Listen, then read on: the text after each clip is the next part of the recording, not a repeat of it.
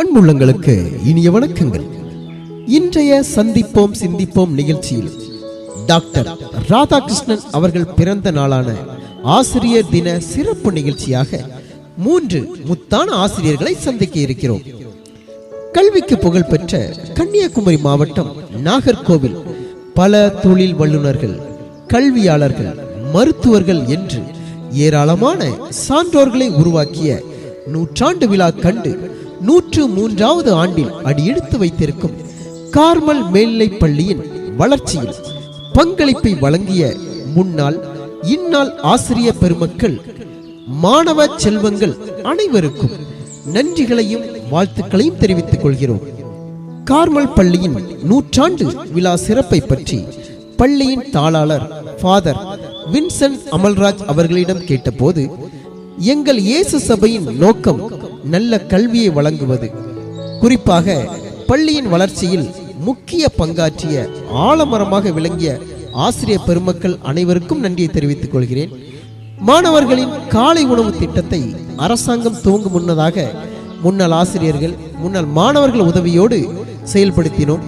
அது மிகுந்த மகிழ்ச்சி அளிக்கிறது. 100ஆண்டு விழா நினைவு அரங்கம் அமைக்கப்பட்டு வருகிறது.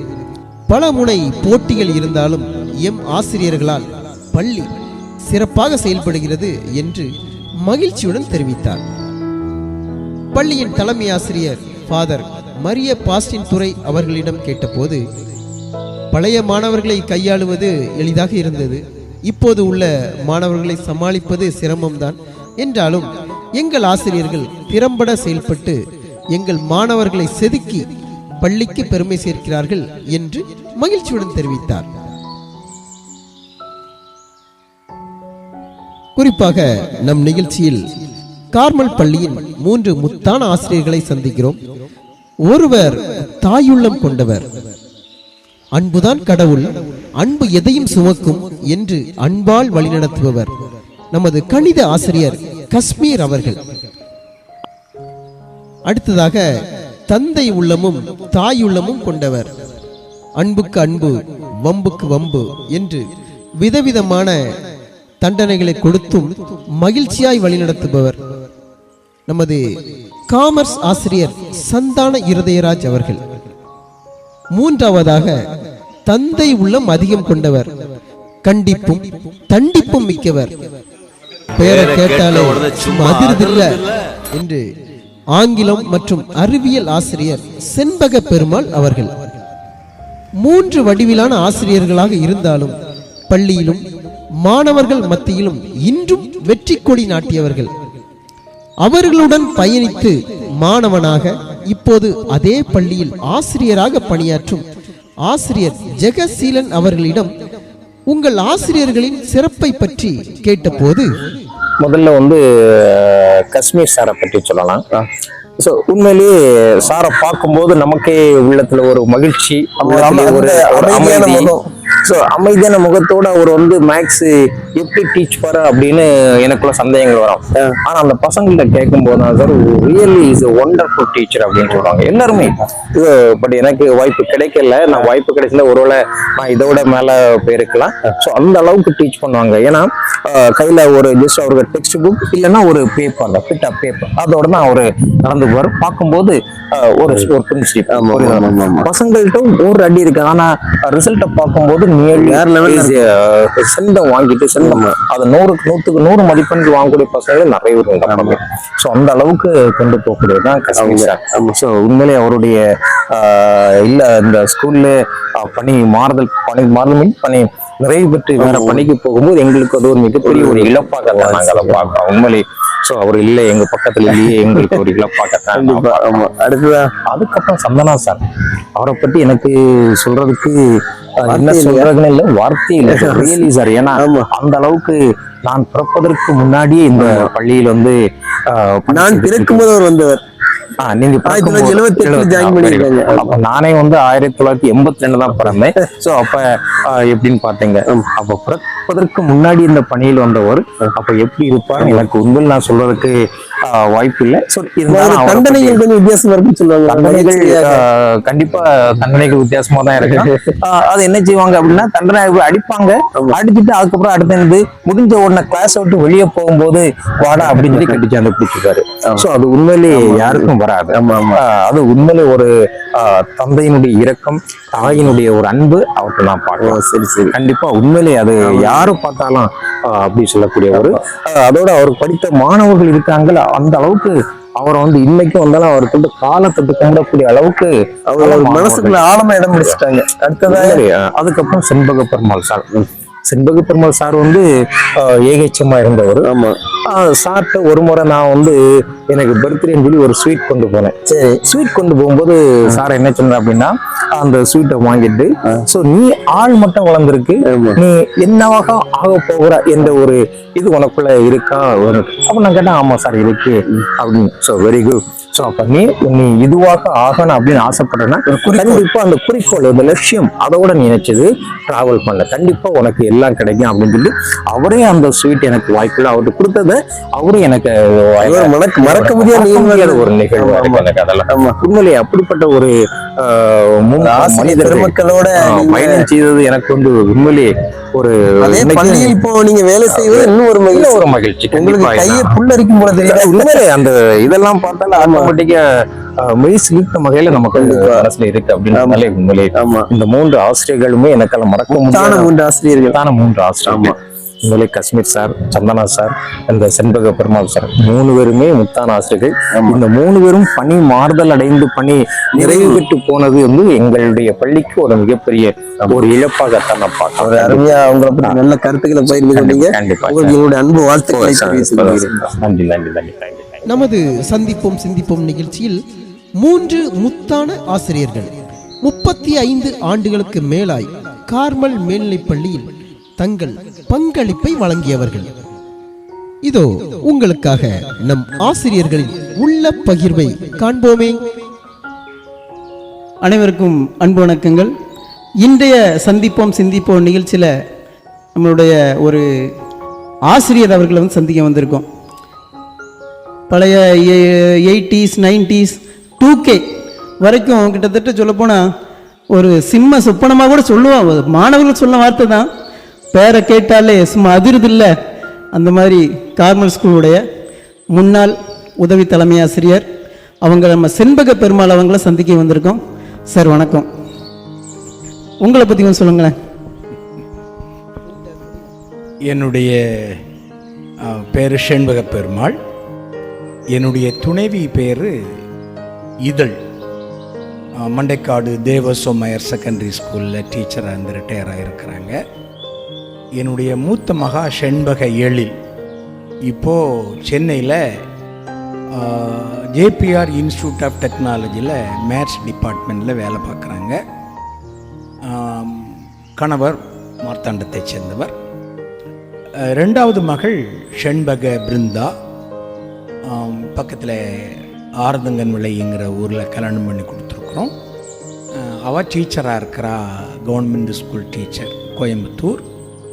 3வது மகா செண்பக பூர்ணா, அவள் பிஇ முடிச்சுட்டு பெங்களூரில் இந்த வோல்வோ கம்பெனியில் வேலை பார்த்துட்ருக்குறா.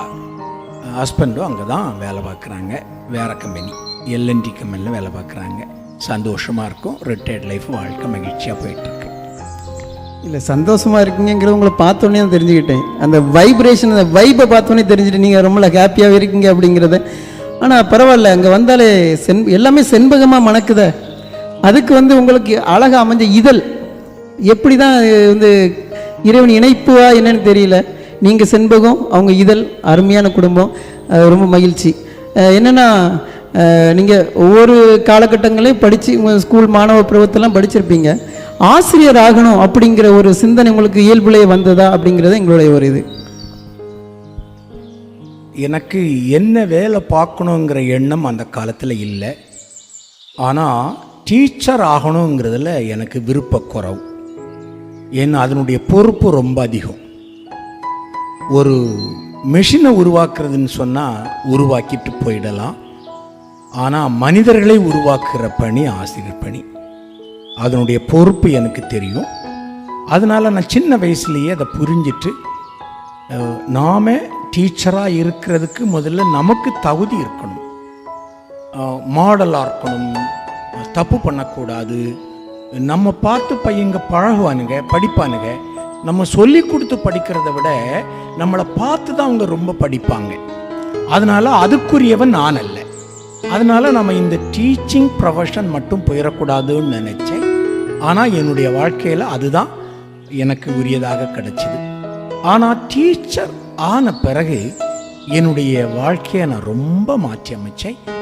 எதை சொல்லுவேனோ அதை செய்வேன், எதை செய்ய முடியுமோ அதைத்தான் பையங்களுக்கு சொல்லுவேன். ஒரு குறிப்பிட்ட விஷயம் என்னால் செய்ய முடியாதுன்னு தெரிஞ்சால் என் பையங்களுக்கு அதை ஒரு அட்வைஸாக கொடுக்க மாட்டேன். அது தப்பாக இருந்தால் கூட விட்டுட்டு போயிடுவேன், கண்டுக்க மாட்டேன். என்னால் முடியுமானா செய்வேன், சொல்லுவேன். என்னால் எதை சொல்ல முடியுதோ அதை செய்து காட்டுவேன். அப்படி மாணவர்களுக்கு நான் ரோல் மாடலாக இருந்தேன்னு நான் நம்புகிறேன். அது என்னுடைய பையங்க தான் ஜட்ஜ் பண்ணணும். ஆமாம், நிறைய பேர் ஜட்ஜ் பண்ணியிருக்காங்க. ஒரு பையன் அமெரிக்காவில் கோகுல்னு நம்ம நண்பன், அந்த பையன் கடைக்கு ஹேர் கட் பண்ண வரும்போது இன்றைக்கினா நல்லா இருக்கிறதுக்கு செண்பகவர்மல் சார் அப்படின்னு ஒரு வார்த்தை இருக்குது. ஒரு பையன் இருக்க நம்ம நண்பன் தம்பத்துக்கு வந்து ஏஆர் டைல்ஸ் அண்ட் கிரானைட்ஸ்னு சொல்லிட்டு அரவிந்த் அப்படின்னு ஹேண்ட் ரைட்டிங்கே ரொம்ப மோசமாக இருக்கும், சார் வந்தோடனே எப்படி நம்ம வாங்க வேண்டியது இருக்கும், அதனால் வந்து அதிலே மாற்றி என்னோடய ஹேண்ட் ரைட்டிங்கை மாற்றினேன் அப்படின்ட்டு ஒருத்தங்க இருக்கு. ஒவ்வொருத்தருடைய அனுபவங்களும் ஒவ்வொரு டைப்பில் தான் இருக்கும். ஏன்னா எப்போவுமே வந்து எழுத்தறிவித்தவன் இறைவன் ஆவான் அப்படின்னு சொல்லுவாங்க. ஆனால் அதில் வந்து ஆசிரியர் பணியை 2 வகையாக பிரிக்கலாம். இப்போ நான் வந்து படித்த காலகட்டத்தில் வந்து 1ஆம் கிளாஸ் படிக்கும்போது வந்து சரோஜினின்னு ஒரு டீச்சர் இருந்தாங்க, சரோஜா டீச்சர்னு ஒருத்தங்க, பூமணி டீச்சர்னு ஒருத்தர் இருந்தாங்க. சரோஜா டீச்சர் வந்து ரொம்ப கண்டிப்பான டீச்சர், அப்படி காதை பிடிச்சாலே கொஞ்சம் வேறு மாதிரி இருக்கும். பூமணி டீச்சர் அடிக்க மாட்டாங்க. 2 பேருமே 2 கேட்டகரி. இதில் என்னுடைய மனைவி எடுத்துக்கிட்டிங்கன்னு வைங்க, கவர்மெண்ட் பாலிடெக்னிக் லெக்சராக இருக்காப்புல, ரொம்ப சாப்பிட்டு, ஆனால் மாணவர்கள்ட்ட பார்த்து பயங்கர கண்டிப்பாக இருப்பாங்க. இந்த தன்மை எப்படி நீங்கள் வந்து ஒவ்வொருத்தரும் ஒவ்வொரு பாணியை உருவாட்டி, உங்கள் ஸ்கூல்லே வந்து நம்ம காஷ்மீர் சார்னு சொல்லுவாங்க, சந்தனம் சார்லாம் சாஃப்டான டைப்பு அப்படின்னு சொல்லுவாங்க. நீங்கள் அப்படி கொஞ்சம் பேர் வந்து கொஞ்சம் அதிரடி ஆட்டக்காரர்கள் அப்படின்னு சொல்லக்கூடிய ஆக்ஷன், இந்த பாணியை நீங்கள் எப்படி தேர்ந்தெடுத்தீங்க? எப்போதுமே மாணவர்கள்ட்ட இருக்கிற திறமையை நம்ம வெளியே கொண்டு வர்றதுக்கு முயற்சிக்கணுமே தவிர வெளியிலிருந்து நம்ம எதையும் புகுத்த முடியாது. அவங்கள உணர்றதுக்கு செய்யணுங்கிறதுல நான் ரொம்ப முனைப்பாக இருப்பேன். நான் ஸ்கூலில் என்னை பற்றி பொதுவாக நான் வகுப்பில் முதல் நாள் கிளாஸுக்கு போகிற போது, first day of the year போகிற போது பையங்க என்னை தெரிஞ்சவங்க உடனே ஒரு சத்தம் கேட்கும். ஒரு பய உணர்வு அவனுக்கு மனசில் இருக்குன்னு அர்த்தம். நான் பையங்களை பற்றி விசாரிச்சுட்டு கடைசியில் என் பேரை போர்டில் எழுதி போடுவேன். ஏன்னா நான் ஒன்றை சொல்ல அவன் தப்பாக புரிஞ்சுட்டு கடைசியில் அந்த பேர் தான் நமக்கு ஊரெல்லாம் இருக்குமே தவிர சொந்த பேர் மறந்து போயிடும். அதனால் எழுதிக்கிடுங்கப்பான்னு சொல்லுவேன், போர்டில் எழுதி போட்டுட்டு வீட்லேயும் சொல்லுங்கன்னு சொல்லுவேன். ஏன்னா நான் எப்படி இருப்பேன்னு ஓரளவு பேரண்ட்ஸுக்கு தெரியும். சொல்லிவிட்டு கடைசியில் சொல்லுவேன், நான் என்னை பற்றி எல்லாரும் நான் ரொம்ப ஸ்ட்ரிக்ட்டு, ரொம்ப கண்டிப்பான ஆளுன்னு சொல்லிக்கிறாங்க. நான் என்னை போல் சாதுவான ஆள் இந்த உலகத்தில் கிடையாது. நான் தண்டனை ரொம்ப கொடுப்பேன்னு சொல்கிறாங்க. ஆனால் நான் தண்டனையே கொடுக்காத ஆள் நான் ஒருதந்தான். எப்போ நீங்கள் வேணும்னு கேட்குறீங்களோ அப்போ நான் கொடுப்பேன். நான் எனக்கு தண்டிக்கிறதுலாம் இது வகுப்பில் எல்லாம் இது உங்கள் வகுப்புலேயும் சொல்லியிருக்கேன்னா இதை இப்படி சொல்லிவிடுவேன். ஏன்னா எதுவுமே அங்கேருந்து வரணும், எங்கிட்ட இருந்து போகக்கூடாது, திணிக்கக்கூடாது, பையன்கிட்ட இருந்து எல்லாம் கொண்டு வரணும். அப்புறம் நான் கேள்வி கேட்குறதே வித்தியாசம். என் பையங்க அதை சொல்லுவானுங்க. நான் கேள்வி கேட்குறதே நான் ஒரு லட்சியம் கொடுத்துருப்பேன். முதல்ல ஒவ்வொரு பாடம் முடிஞ்ச உடனே டெஸ்ட் போடுவேன், மந்த்லி டெஸ்ட் போடுவேன். அதுக்கு பிறகு ஒரு பாடம் முடிஞ்சோன்னு ஒரு டெஸ்ட்டு, பிறகு மந்த்லி டெஸ்ட்டு. ஸ்கூல் நடத்துகிற டெஸ்ட்டு வேறு. வீட்டில் நான் என்னுடைய பிள்ளைகளை கவனிக்கிறதே கிடையாது, அது என்னுடைய ஒய்ஃபு தான். எனக்கு எல்லாமே என்னுடைய பிள்ளைகள், மாணவர்கள். என்னை நம்பி நிர்வாகம் எனக்கு கார்மல் ஸ்கூலில் வேலை கொடுத்தது. எங்கள் நிர்வாகத்தை நம்பி பிள்ளைங்களை கொண்டு வந்து சேர்த்துருக்காங்க. அதனால் நான் என் பிள்ளைங்கள்னா அவங்க தான் என் பிள்ளைங்கன்னு நினைப்பேனே தவிர, என்னுடைய மாணவர்கள் தான் என்னுடைய பிள்ளைகளே தவிர என்னுடைய பிள்ளைகளை நான் டீச்சர்ஸ்ட்டை கேட்டு தெரிஞ்சுக்கம்மா, பெரிய விஷயம் டாபிக் ரொம்ப டஃப்பாக இருந்தாலும் அதை விட அதிகமாக புக்கில் இருக்கிறவோட அதிகமாக தெரியும்னாலும் என்கிட்ட கேள்வின்னு சொல்லுவேன். கேள்வி ஒன்வேர்ட் கொஸ்டின்லாம் ரொம்ப கடுமையாக புக்கில் இருக்கிற கேள்வியை கொஞ்சம் கேட்பேன். நானே உருவாக்கி கேள்வி கேட்பேன். One word question, short question. அதனால் புக்கை ஃபுல்லாக படிக்காமல் பையங்க வர முடியாது. ஸ்கூலில் கிளாஸ் நடத்துகிற போது பையன் சில சமயங்களில் சொல்லுவான், சார் நேற்று நடத்துனது எனக்கு புரியலை சார்னு நாளைக்கு வந்து சொன்னான்னா நல்லா இருக்காது. அன்னைக்கே கேட்டுறணும். அதனால் பாடம் நடத்துகிற போதே அவனுக்கு ஒரு ஏரியாவை நம்ம சொல்லி கொடுத்துட்டு வர்றோம், அடுத்த ஏரியா நம்ம வர்ற போது அதுக்கு இதுக்குள்ள கண்டினியூட்டி புரியலைன்னா கிளாஸில் எழும்பி நிற்கணும். நான் உடனே அவங்களுக்கு அதை கேட்டு புரிய வச்சுட்டு தான் போவேன். பெரும்பாலும் கிளாஸ் பாடம் முடித்த உடனே அந்த அவர்லேயே ஒரு 5 நிமிஷம் படிக்க கொடுப்பேன். டவுட் இருந்தால் கேட்டுக்கணும். அப்போ என் கடமை, எனக்கு என்ன சொல்லித்தரணுமோ அது நான் தான் சொல்லித்தருவேன். என்ன காரணம் கொண்டு ஏன் பாடத்துக்கு டியூஷன் போகக்கூடாது, நல்லா ப்ரிப்பேர் பண்ணிட்டு தான் போவேன். ஒரு பாடத்தை எப்படி சொல்லி கொடுக்கணும், எப்படி உள்ள நுழையணுங்கிறது எனக்கு ஐடியா உண்டு. கடவுள் எனக்கு கொடுத்த கிஃப்டாக தான் நான் நினைக்கிறேன்.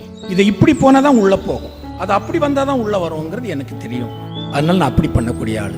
அப்போது கேள்வி கேட்குறேன், இப்படிலாம் நடக்குது. முதல் நாள் படிக்கலைன்னா நான் கேட்பேன், தம்பி நீ ஏன் படிக்கலை? ஒருவேளை நான் கோபப்பட்டா படிப்பியோ அப்படின்னு கேட்பேன். சரி, எப்போ நான் கோவப்பட போகிறேன், எல்லார்ட்டும் எல்லாருக்கும் பார்க்க காமெடியாக இருக்கும், ஆனால் அவனுக்கு சீரியஸாக இருக்கும். அது 7 மினிட் கோவப்பட போகிறேன், சரி ஒன்று 7 மினிட் முறைப்பேன். சரி போதுமாப்பா, கோவப்பட்டுட்டேன், இனி நாளை படிச்சிடணும்.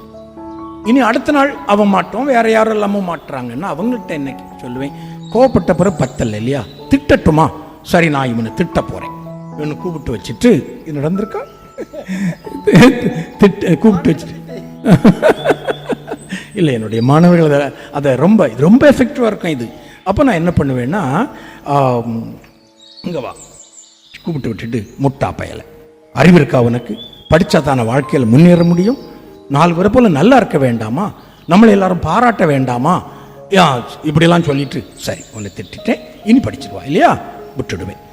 தென் நெக்ஸ்ட் டே இதே போல் யாராவது மாற்றவங்கள்ட்ட அதே கிளாஸ் தான், ஒரு கிளாஸ் தான் பேசுகிறேன், எல்லா கிளாஸ்லையும் இப்படி இருக்கும். வந்து அப்புறம் அதுக்கு பிறகு கொஞ்சம் அனலைஸ் பண்ணுவேன். அப்போ எங்களுடைய பேரண்ட்ஸ் வீட்டு சூழ்நிலை என்னன்னு. உண்மையிலேயே அந்த வீட்டு சூழ்நிலை கேட்டு, எங்கள் அம்மா அப்பா சண்டை போடுறாங்க சார், வீட்டில் சாப்பாடு இல்லை சார், என்ன தெரிஞ்சுக்கிட்டேனோ அதை நான் உடனே நிவர்த்தி பண்ணுறதுக்கு முயற்சி பண்ணுவேன். பேரண்ட்ஸை வர சொல்லுவேன், கூப்பிடுவேன், பேசுவேன். அவங்க பலர் சொல்லியிருக்காங்க, அவங்களுக்குள்ளால் உள்ள கணவன் மனைவி சண்டைகளையே தீர்ந்து, நான் சண்டை போடாதுங்கன்னு நான் சொல்ல மாட்டேன், உங்கள் உரிமை, சண்டை போடுங்க. எப்போதுமே நெகட்டிவாக பேசுகிறதாக அவங்க நினைக்கக்கூடாது. கதவை திறந்து, மனக்கதவை திறந்து நம்ம உள்ளே போகணும்.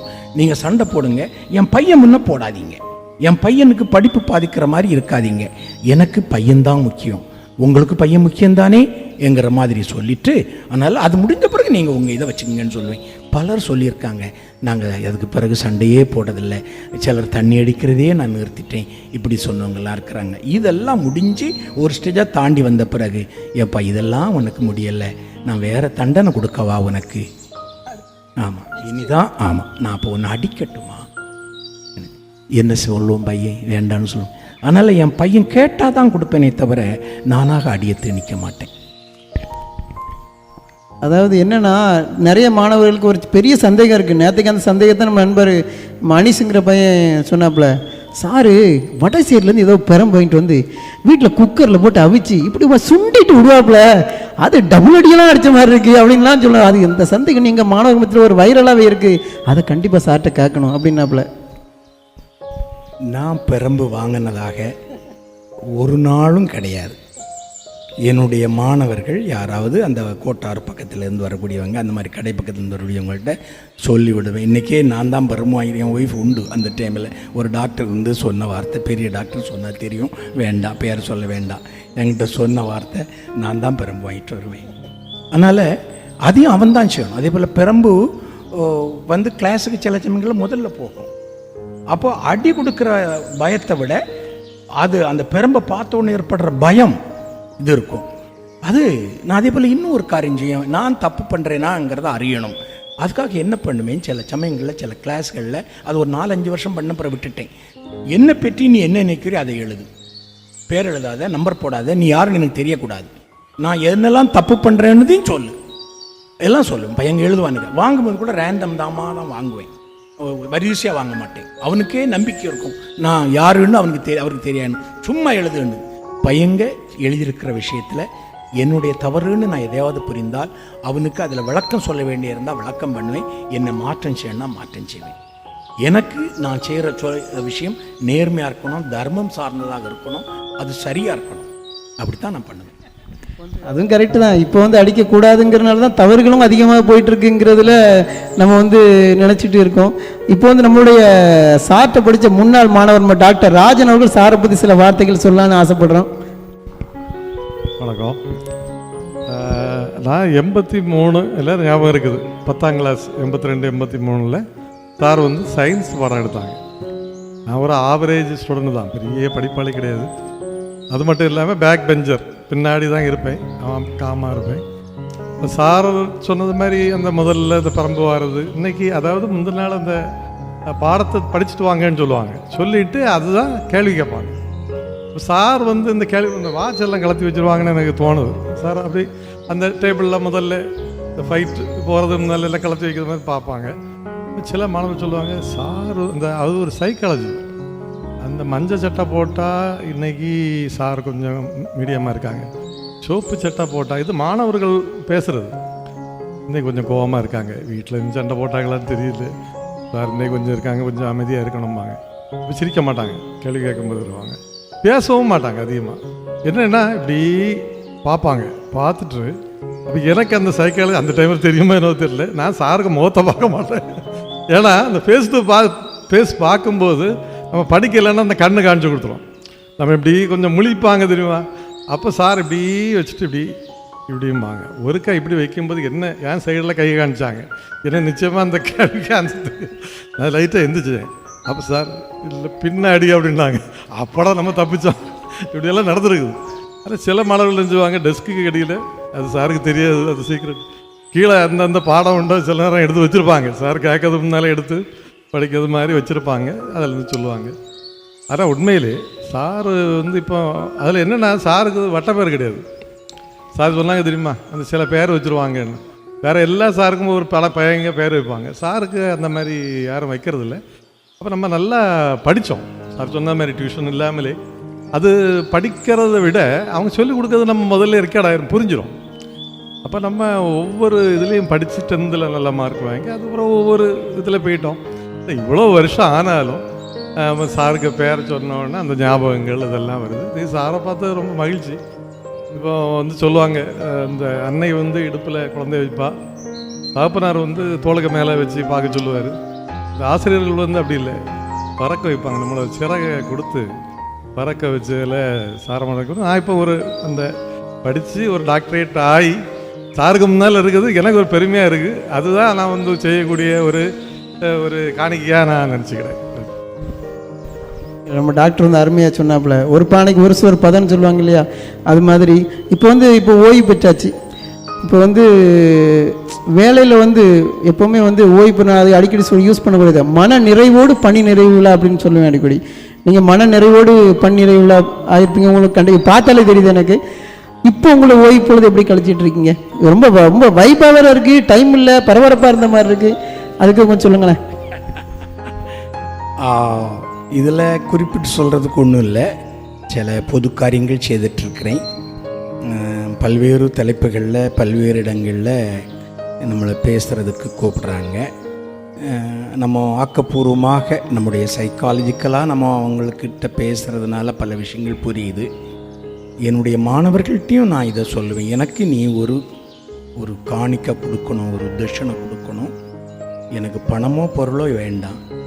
நாளைக்கு நீ ஒரு நல்ல இடத்துல இருக்கிற போது நான் நல்லா இருக்கிறேங்கிறத நான் பார்க்குற ஒரு பாக்கியத்தை எனக்கு கொடுக்கணும். எனக்கு அது நான் இது வந்து முப்புக்காகவோ புகழுக்காகவோ என்னை பெருமையாக சொல்லணுங்கிறக்காக சொல்கிறேன்ல. நான் பகவத்கீதையில் ஒரு ஸ்லோகம் படிச்சிருக்கேன், தன்னாலேயே உயர்த்தி கொள்க, தன்னை தாழ்த்தி கொள்ளலாகாது, ஏனெனில் தனக்கு தானே நண்பன், தனக்கு தானே பகைவன். என் பையன் அவனை உணரணும், அதைத்தான் நான் செய்யணும். இன்னும் ஒரு காரியம் நான் செய்வோம் பாருங்க, அது எனக்கு இன்றைக்கும் மகிழ்ச்சியாக இருக்குது, மன நிறைவாக இருக்குது. நான் நல்லது செய்தேன், நல்லா வாழ்ந்தேன் நினைக்கிறதுக்கு அது ஒரு காரணம். என் பையங்களை நான் தண்டிக்கிறேன், தண்டித்த உண்மைதான். ஆனால் என்னச்சு முதல்ல ஒரு டெஸ்ட் பண்ணி எல்லாம் ரெக்கார்ட் பண்ணியிருப்பேன். ஒவ்வொரு நடவடிக்கை அவன் கேண்டீனில் டீ குடிக்கிறத பார்த்தா கூட நான் அதை கூட எழுதி வச்சிருப்பேன். பேரண்ட்ஸுக்கு ரிப்போர்ட் பண்ண வேண்டிய விஷயம் இருந்தால் ரிப்போர்ட் பண்ணுவேன். எல்லாம் செய்வேன். பையங்க வகுப்பில் பசியாக இருந்தான்னா பாக்கெட்லேருந்து ரூபாய் எடுத்து கொடுத்து டீ குடிச்சிட்டு வா கேண்டீனில். அதை குடிச்சிட்டு வந்த பிறகு தான் நான் அவன் என்ன செய்யணும், என் கிளாஸில் இருக்கணும். அவனை கிளாஸுக்கு அனுப்புனா நான் பிறகு அவன் பாரத வர கிளாஸில் நடத்த மாட்டேன். அவனை கேண்டீனுக்கு அனுப்புனா ஏன்னா நான் அனுப்பியிருக்கேன். அவனுக்கு நான் பாடத்தை நடத்தணும் அவனுக்கும், அப்படி நான் பண்ணுவேன். அப்போ டெஸ்ட் மார்க்கை குறிக்கிறேன். வெரி குட், நல்ல மார்க் வாங்கியிருக்கீங்க, இன்னும் இதை இம்ப்ரூவ் பண்ணுறதுக்கு என்ன வழின்னு யோசிப்போம்னு சொல்லி விட்டுடுவேன். அடுத்த டெஸ்ட்டு போடுற போது நான் எல்லாம் ரெக்கார்ட் பண்ணி வச்சுருப்பேன். மார்க்கை பார்க்குறேன். நான் சொல்லுவேன், நேற்று கழிஞ்ச டெஸ்ட்டுக்கு நீங்கள் வாங்கினதை விட 1 மார்க்கு கூட வாங்கணும். 1 மார்க்காக கூட வாங்கு, குறைஞ்சிடாத. குறைஞ்சா தண்டிப்பேன். 1 மார்க்காக கூட வாங்கினா வெரி குட், அது போதும் எனக்கு என்ன சொல்லுவேன். இந்த 1 மார்க் வாங்குறதுக்கு என்ன செய்யணும், என்னெல்லாம் அவனால் இன்வெஸ்ட் பண்ண முடியுமோ அவ்வளோ பண்ணு. அப்போது அது டாக்டர் அந்த அந்த எனக்கு நீங்கள் பேரை காலில் சொன்னீங்க, நான் அந்த பேரை சொல்ல விரும்பலை, வேண்டாம்.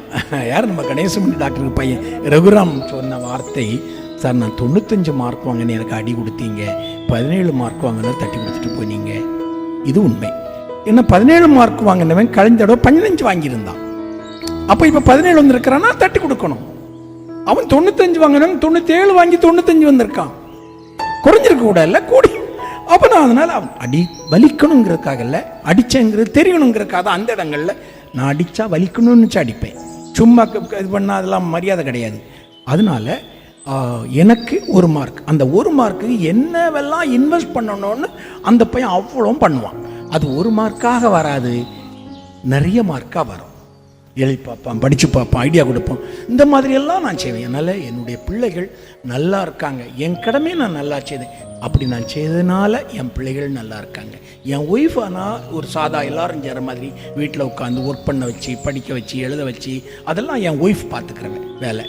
வீட்டில் அவள் ஹேண்டிகேப்டாக இருக்கலாம், ஹையர் செகண்டரி டீச்சர், அவளும் ப்ரிப்பேர் பண்ணணும், எல்லாம் செய்யணும். வீட்டில் சமைக்கிற அன்றைக்கி வாஷிங் மிஷின்லாம் கிடையாது தானே, ஆட்டோரெல்லாம் மாவாட்டணும், எல்லாருக்கும் துணியும் துவைக்கணும், வாஷிங் மிஷின் வேலை, எல்லா வேலையும் என் ஒய்ஃபு செய்துட்டு ஸ்கூலுக்கு ப்ரிப்பேர் பண்ணிவிட்டு அங்கேயும் ஒரு நல்ல டீச்சர்னு பேர் எடுத்தது எனக்கு அதை நினச்சி நாங்கள் சந்தோஷமாக இருக்கோம். பிள்ளைகள் எங்களுடைய மாணவர்களுக்கு நான் செய்த காரியம், என் பிள்ளைகளுக்கு அந்த பலனை நான் அனுபவிக்கிறேன்.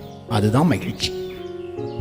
அருமையாக சொன்னீங்க. ஏன்னா நீங்கள் சொன்ன மாதிரி ரகுராம் இருக்காப்புல, அதுக்கப்புறம் நிறைய டாக்டர், முத்துரத்னம் டாக்டர் சொன்னீங்க. நிறைய டாக்டர் நமக்கு தெரியாமல் நிறைய பேர் எப்படி இல்லாமல் இருந்திருக்கலாம் அப்படின்னு வச்சுக்கலாம். அதுக்கு ஒரு மனிதனுடைய வளர்ச்சி வீட்டில் அவங்க மனைவி தான். அதான் வள்ளுவர் அழகாக சொல்லுவார், மங்களம் என்ப மனைமாட்சி மற்ற அதன் நன்கலம் நன்மட்கற் பேர். ஒருவனுக்கு மனைவி தான் சிறந்த அணிகலன், அந்த அணிகலனுக்கு மேலும் அழகு சேர்ப்பது குழந்தைகள் அப்படின்னு சொல்லுவாங்க.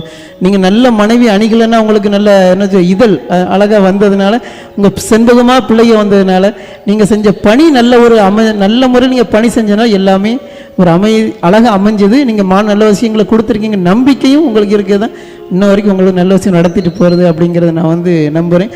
உங்களை நான் சந்திக்க வந்ததில் எதிர்பாராமல் உங்கள் பேர் எனக்கு மைண்டில் வந்தது. ஒவ்வொருத்தரும் சேர்ந்து மாணவர் சொல்லி சேர்ந்தது. அதனால் ஏதோ தெரியல, ஒரு விதை எப்படி எங்கேருந்து முளைக்குன்னு தெரியாத அது மாதிரி உங்களை சந்தித்ததில் எனக்கு ரொம்ப ஒரு மகிழ்ச்சி. இல்லை, உங்களுக்கு எல்லா வளங்களும் மன வளமும் உடல் வளமும் கிடைக்கப்பெற்று நல்ல குடும்பமாக நல்ல ஆசீர்வாதங்களும் இருக்கணும். என்னுடைய அன்பு வாழ்த்துக்களை தெரிவித்துக் கொள்கிறேன்.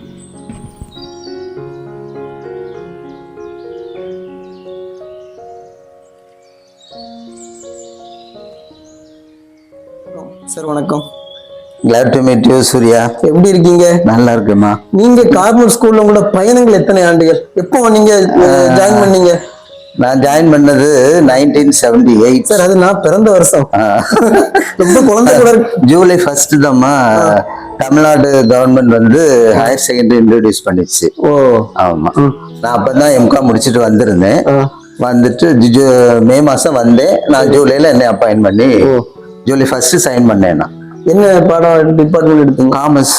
காமர்ஸ் வித்தியாசமான பாடமாச்சே. ஆமா ஆமா, எல்லாரும் வேற வேற பாடத்தை நோக்கி டிராவல் பண்ணுவாங்க, நீங்க அழகா காமர்ஸ் நோக்கி போறீங்க. காமர்ஸ் தான் படிக்க வச்சாங்க எங்க அப்பா, அதனால அந்த இது அங்க போயிட்டேன். அந்த உங்களுடைய கார்மல் பள்ளியோட இந்த அனுபவங்கள் உங்களுக்கு எப்படி? அந்த நூற்றாண்டு விழா கண்டாச்சு, அந்த காலகட்டம் நீங்க டிராவல் பண்ணிட்டு உங்களுக்கு நூற்றாண்டு விழா கண்ட பள்ளியில வேலை பார்த்த மகிழ்ச்சி தானே? அந்த அனுபவங்கள் உங்களுக்கு எப்படி இருக்கு? 37 வருஷம் நான் வேலை பார்த்தேன் அந்த பள்ளிக்கூடத்துல. நல்ல அனுபவம் அது. ஆமா, ஹெட் மாஸ்டர்ஸ் ஒரு 12 ஹெட் மாஸ்டர்ஸ் கீழே நான் வேலை பார்த்தேன். ஆமா, எல்லாருமே என்கிட்ட ரொம்ப நல்லா இருப்பாங்க. ரொம்ப அதுல வந்து நம்ம ஸ்டீபன் ஃபாதர் ரொம்ப சொன்னாப்ல. எந்த ஸ்டீபன் ஃபாதர்? இப்போ இருக்காங்களே, அவரு வந்து பேர் சொல்லும் போது உங்க பேரும் யூஸ் பண்ணாப்ல. ஆனா அவங்க வேலை பார்க்க வின்சென்ட். ஆமா ஆமா ஆமா ஆமா, அவங்க உங்க பேரை வந்து சொன்னாப்ல. ரொம்ப நல்ல இது. ஆமா, அவரு கடைசி ஹெட் மாஸ்டருக்கும் இந்த ஹெட் மாஸ்டர். நீங்க அவங்க கூட டிராவல் பண்ணிருக்கீங்க? ஆமா ஆமா, அதான் அவர்கிட்ட நான் சந்தான இருதயராஜ் அப்படின்னு சொல்லி அந்த பேரை அழுத்தி சொல்ல. அது 2 வருஷம் ஹெட் மாஸ்டர். அப்படியா? ஆமா. அப்போ மாணவர்கள்ட்ட உங்க டிராவல் எப்படி இருந்தது? மாணவர்கள் ரொம்ப நல்லா இருப்பேன், ரொம்ப அடி கொடுப்பேன், ரொம்ப திட்டுவேன். நீங்க அடி கொடுத்ததாட்டெல்லாம் பெருசா ஒண்ணும் வரல. பாதிவா நீங்க மரத்தை தள்ள விட்டு கொஞ்சம் தண்டனை நகைச்சுவையா இருந்தது. விதவிதமான தண்டனைகள் கொடுப்பேன். எப்படியா தெரிஞ்சுவானா?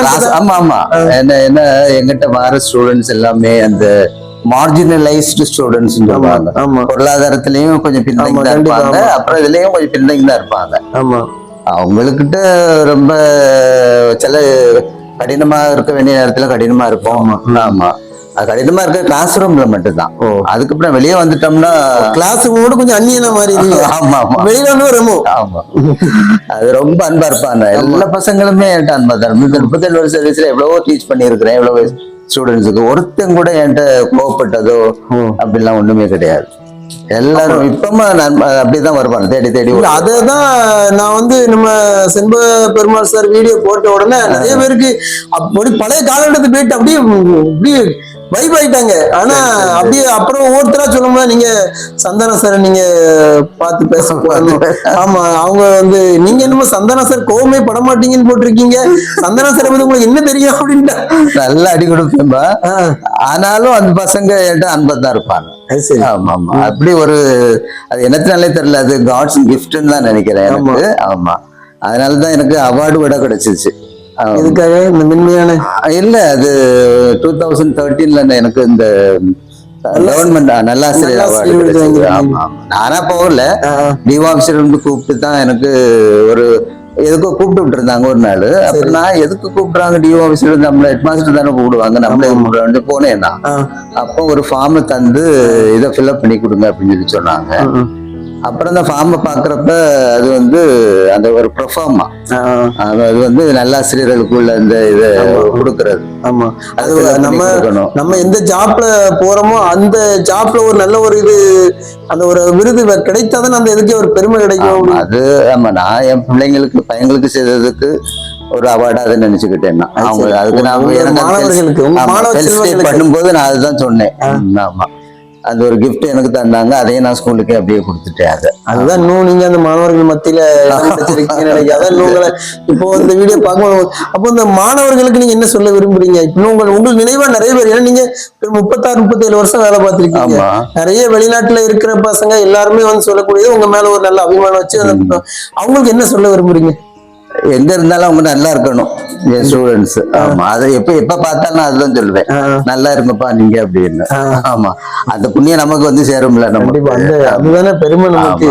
அப்போ வந்து செப்டம்பர் 5ஆம் தேதி ஆசிரியர் தினம் வருது. ஆமா, உங்களை ஆசிரியர் தினத்தோடு உங்களை சந்திச்சதுல எனக்கு ரொம்ப ஒரு மகிழ்ச்சி. எனக்கும் ரொம்ப மகிழ்ச்சி சூர்யாவை சந்திச்சதுல. சூர்யா டெய்லி சந்திக்கிறோமா, சூர்யா டெய்லி சந்திக்கலாம். அதனால உங்களுக்கு இந்த மாதிரி ஒரு நேர்காணல்ங்கிறது கொஞ்சம் வித்தியாசம். அதனால வந்து அது உங்களுக்கு ரொம்ப சந்தோஷம்.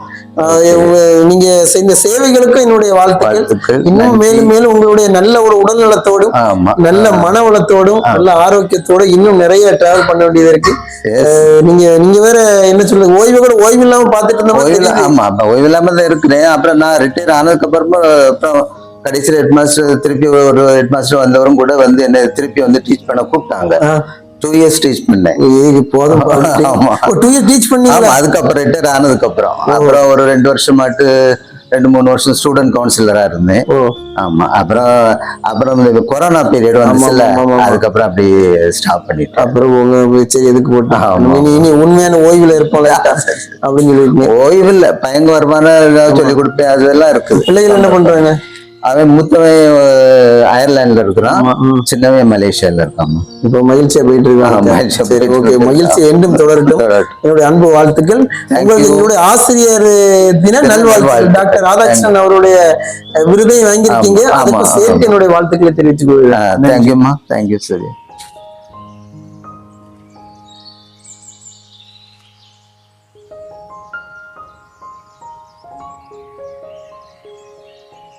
அன்பு எதையும் சுமக்கும் அப்படின்னு சொல்லுவாங்க.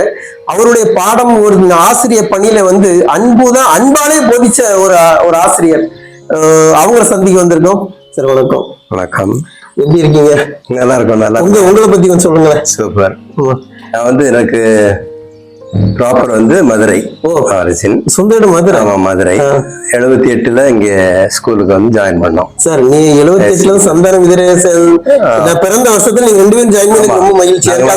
சந்தித்ததும் ஒரு மகிழ்ச்சி. உயிர் நண்பர்கள். சரி, நல்லது. அது 78ல இருந்து 13 ரிட்டையர்ட் ஆனேன். 2013. 2 பேரும் ஒரே காலகட்டத்தில். 35 வருஷம். ஆமாமா, நாங்களும் ஒரே பேட்ச். ரொம்ப உயிர் தோழர்கள். நல்ல பள்ளி வந்து எனக்கு வாழ்வுல நல்ல ஒளி ஏத்தின பள்ளி. நீங்க தான் அதிகம் ஒளி ஏத்திருக்கீங்கிறதும் மாணவர்கள் மத்தியில மறக்க முடியாத ஒரு வார்த்தை. அது மாதிரி நல்ல நண்பர்களை கொடுத்த பள்ளி. ஏராளமான மாணவர்களை நாங்க சந்திச்சு முன்னேற்றி இருக்கோம். ஆமா, அவர்களுக்கு கல்வி கொடுத்திருக்கோம். ஒரு கடமையாச்சு. என்ன எனக்கு பேஷன், எனக்கு அது டீச்சிங்கிறது ஒரு ஒரு ஒரு பிடித்தமான ஒரு என்னன்னா, நீங்க பயணம் செய்த காலகட்டங்கள்ல கார்மல் பள்ளினாலே கொஞ்சம் பயம் இருந்தது மாணவர்களுக்கு. வந்து போனாலே பயங்கரமா அடி கிடைக்கும் அப்படிங்கிற. ஆனா அந்த காலகட்டத்திலே நீங்க ஒரு அன்பான ஒரு மென்மையான ஒரு சுபாவத்துல அந்த போக்குல நீங்க மேக்ஸா காஷ்மீர் சார் இப்பவும் அவரு நம்ம ஃபாதர் தாளார் சொல்லும் போது உங்களை வந்து பாடம் நடத்தி ரொம்ப பெருமையா பேசுற அந்த ஒரு மென்மையான பாங்கு உங்களுக்கு அது இயல்புல இருந்ததா? இருக்கலாம், குடும்பத்தினுடைய இதா இருக்கலாம். மற்றபடி அன்புதான் கடவுள். கண்டிப்பா.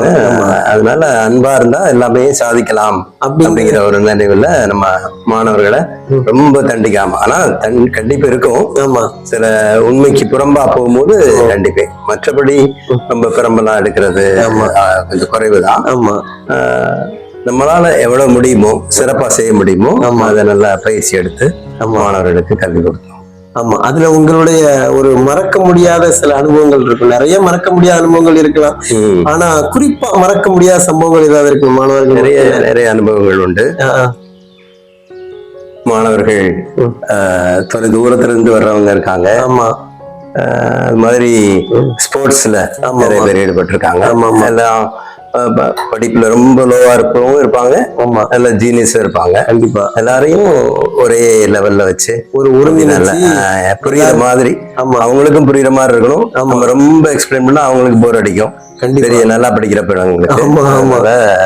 ஒரு செம்ம நோக்கிலேயே அதான் மொத்தம் மாணவர்களுடைய மைண்ட் செட் புரிஞ்சு இன்ட்ரெஸ்ட், அவர்களுக்கு ஆர்வம் வர்ற மாதிரி நம்ம பாடம் நடத்துறது எனக்கு அதுதான் உங்களுடைய கைவந்த கலை.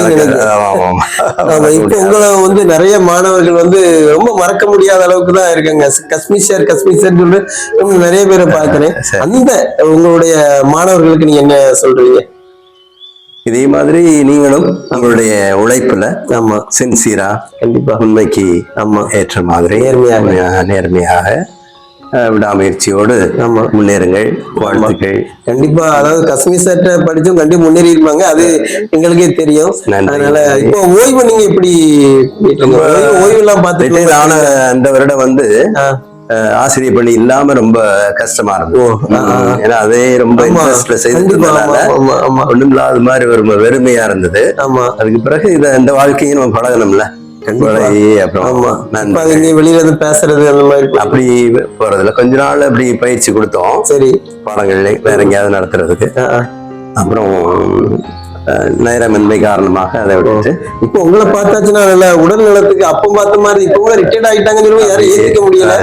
உடல் நலத்துக்கு எவ்வளவுக்கு இம்பார்ட்டன்ட் கொடுக்குறீங்க? டெய்லி வாக்கிங் போறது, சரி, அந்த இதை விடாம செய்யறது. ஆமா, பிரீத்திங் எக்ஸசைஸ் நான் ரொம்ப மாணவர்களுக்கே சொல்லுவேன். சரி சரி. மூச்சு பயிற்சி வந்து உங்களுடைய படிப்புக்கோ அல்லது உடல் ஆரோக்கியம் ரொம்ப ஞாபக சக்திக்கு ரொம்ப உதவும். அதனால அதை விடாம கொஞ்சம் பிராக்டிஸ் பண்ணிக்கங்க அப்படின்னு சொல்லுவேன். அது ரெண்டும் என்னுடைய உடல் நலத்துக்கு கொஞ்சம் உதவியா இருக்குன்னு நினைக்கிறேன். இல்ல அதான் உங்களை பார்த்த உடனே தெரிஞ்சது, நல்ல பார்த்தா இன்னும் ரொம்ப யூத்தா தெரிஞ்ச மாதிரி ஃபீல் ஆச்சு. அப்போ கண்டிப்பா எல்லாரும் செய்யணும்ட்டு நானும் டீச்சர்ஸ் என்னுடைய ரிட்டையர்மெண்ட் இதுல சொல்லியிருக்கேன். உடல் நலத்துக்கு ரொம்ப இம்பார்ட்டன்ட் கொடுங்க. ஏன்னா நம்ம நம்ம ஆரோக்கியமா இருந்தா மற்றது ஆமா எல்லா விஷயத்தையும் செய்யறதுக்கு உடல் நலம் தானே. நம்ம உடல் நலம் தானே முக்கியம். இந்த உடலை கொண்டுதான் எல்லாம் செய்ய முடியும். எண்ணங்களை தூய்மையா வச்சிருக்கோம், மனசை உடம்ப வலிமையா வச்சிருக்கோம். இது இருந்தாலே நல்லா இருக்கும். அப்படிங்கிற உங்களை சந்தித்ததுல எனக்கு ரொம்ப மகிழ்ச்சி. ரொம்ப நல்ல நல்ல நிகழ்வுகளை பகிர்ந்துக்கிட்டீங்க. உங்களுக்கு என்னுடைய அன்பு வாழ்த்துக்களை தெரிவித்து, நீங்கள் நல்ல உடல்நலத்தோடும் நல்ல மனவளத்தோடும் ஒரு இறை அன்போடு இன்னும் பல சேவைகள் தொடர்ந்து உங்களுடைய வாழ்த்துக்களை. சூர்யாவை சந்தித்ததுல மகிழ்ச்சி. கண்டிப்பா உங்களுடைய சேனல் வெற்றிகரமாக கண்டிப்பா வளர வாழ்த்துக்கள். கண்டிப்பா. ஓகே. எத்தனை அன்பு, அரவணைப்பு, கண்டிப்பு, எத்தனை அறிவுரைகள், எல்லாம் எதற்காக?